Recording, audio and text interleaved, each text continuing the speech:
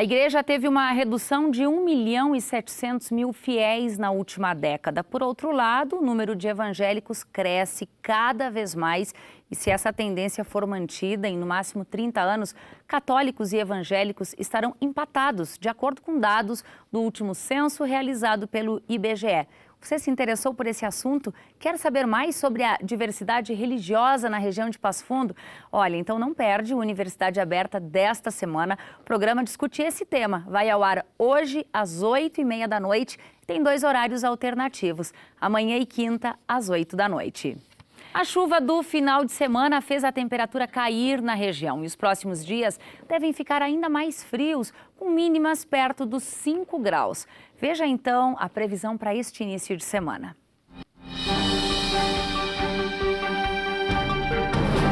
O sol aparece entre nuvens na terça-feira, mínima de 10 e máxima 18 graus. O sol permanece na quarta-feira, mínima 6 e máxima 16 graus. Começa hoje a venda de ingressos para a 13ª edição do Festival Internacional de Folclore de Passo Fundo. Para a abertura, agora na sexta-feira, dia 12, e encerramento no dia 20 de agosto, o valor do ingresso é R$ 16. Nas outras noites, ou seja, do dia 13 ao dia 19, o valor é R$ 10.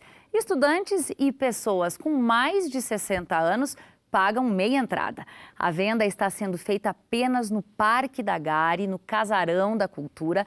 Compras à distância pelo telefone 9101-8100 ou tem ainda o 3311-1623. Força, agilidade, busca e salvamento. O dia a dia de um bombeiro realmente não é nada fácil, mas como eles estão presentes só quando a gente precisa, muitas vezes nós não sabemos exatamente das funções que eles desempenham. Bom, quem esteve no Parque da Gari neste sábado teve a oportunidade de conferir um pouco do trabalho desses que a gente chama aqui de heróis.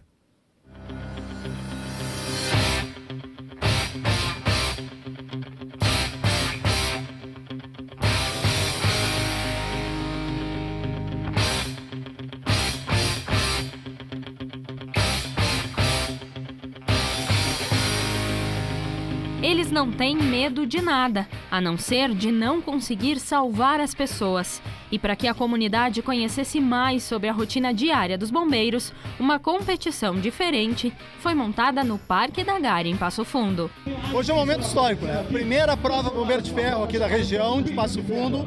Aliás, estamos vivendo momentos históricos recentemente e essa prova é uma competição de congraçamento de todos os bombeiros aqui do estado. Toda a região, e ainda mais a região de Santa Maria e Caxias do Sul. Nós estamos com 39 competidores competindo hoje aqui, entre homens e mulheres. Eles demonstraram força e agilidade, além de técnicas de busca, salvamento e prevenção de incêndios. Quanto mais rápido, melhor. É um circuito onde tu vais colocar em prova várias habilidades, força e capacidade técnica do bombeiro. Desde subida da escada, incursão em local confinado e salvamento de vítima. Valoriza o profissional do fogo. E isso para nós também é importante. Esse congraçamento, essa aproximação com a sociedade, por isso que nós estamos fazendo aqui no parque. Nós poderíamos ter optado em fazer no quartel, nós optamos em fazer no parque para que a sociedade participasse também. Esse é um evento, a nossa ideia é que seja um evento público, comunitário.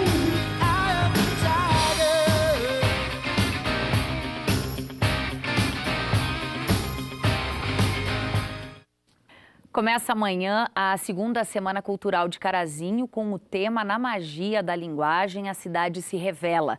Na programação está a Parada Legal da Leitura, uma atividade da Biblioteca Pública de Carazinho para proporcionar momentos de leitura à população que espera pelo ônibus nas paradas. Bom, a abertura da programação acontece amanhã às 7h30 da noite no auditório do Teatro do Sesc de Carazinho. Uma cidade é construída de várias formas, mas especialmente pelas memórias individuais de seus moradores. Bom, para homenagear os 159 anos do município, comemorados neste domingo, a UPF-TV presta sua homenagem através das memórias de quem nasceu aqui e viu muita coisa mudar nas últimas décadas. Hoje, eu me apoderei do tempo para respirar a minha cidade. O lugar costurado pela diversidade, pela transformação, construção, reconstrução. O ontem, o agora e o amanhã. O lugar onde nasci é feito de histórias, pessoas, memórias. Nós estamos na Praça Jovino Freitas, mais conhecida como Praça Santa Terezinha, na Vila Rodrigues. Aqui comigo, Maria Terezinha Marques, nascida em 1934, passofundense, com algumas histórias para contar. Algumas? Eu nasci às 2h30 da madrugada e estava nevando. Nasceu em casa ou no hospital? Em casa.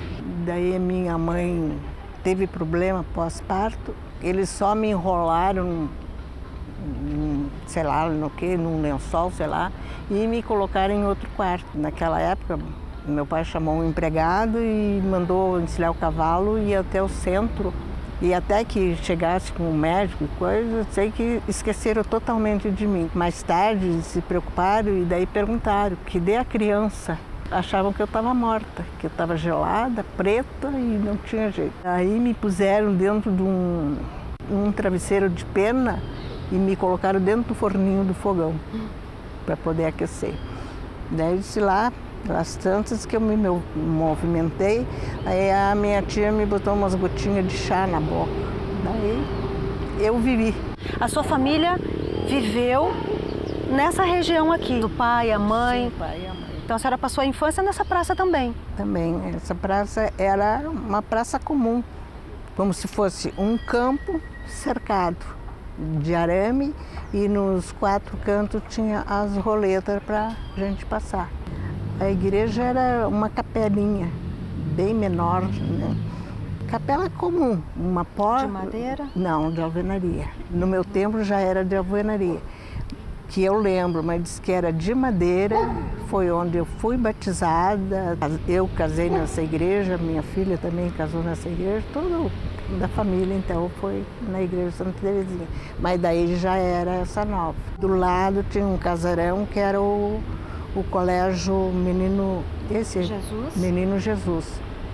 Não era assim com essa estrutura também? Não, era um casarão de madeira. E não tinha casa de lado nenhum, só a igreja e o colégio do lado. Porque depois que arrumaram a praça, construíram a nova igreja e muitos prédios aqui que não existiam, né? Que era praticamente... Daí o cinema... Coral. Coral, ali não tá, Coral. Ali é o cinema Coral. Quais as escolas que a senhora estudou? A primeira foi a Notre Dame, lá da Avenida Brasil. E depois passei para o IE de 48 a 52. Como eram as ruas? Eram tudo ruas assim, sem estrutura, sem nada. Era caminhos, né? Tinha mais uma colega que morava perto da minha casa. Então, nos dias assim, de manhã, era um dia cada uma. Um dia minha mãe me levava até o Graziotin, porque lá no IE era 7h30 começava a aula. Porque não existia ônibus, não existia nada. E aqui era terra, barro, pedra até o Graziotin. E quando chovia, como é que era? Era difícil, né? Porque a gente sempre de bota até o joelho.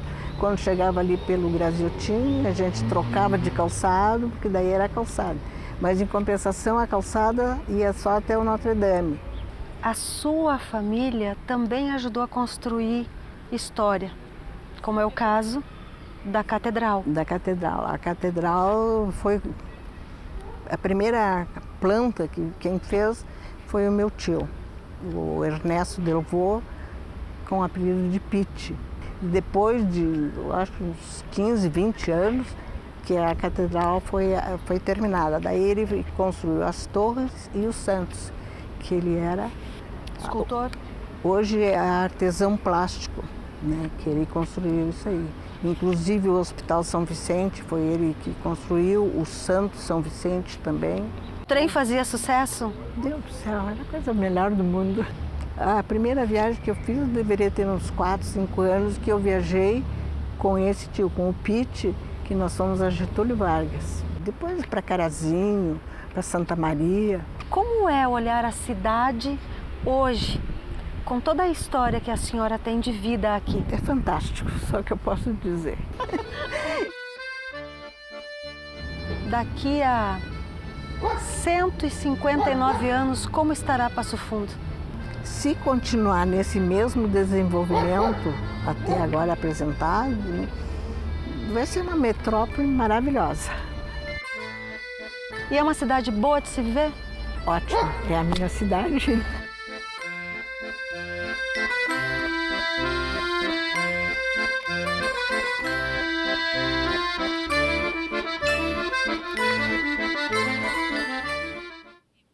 O programa de hoje fica por aqui. Um ótimo início de semana e até amanhã, ao vivo, ao 12h30.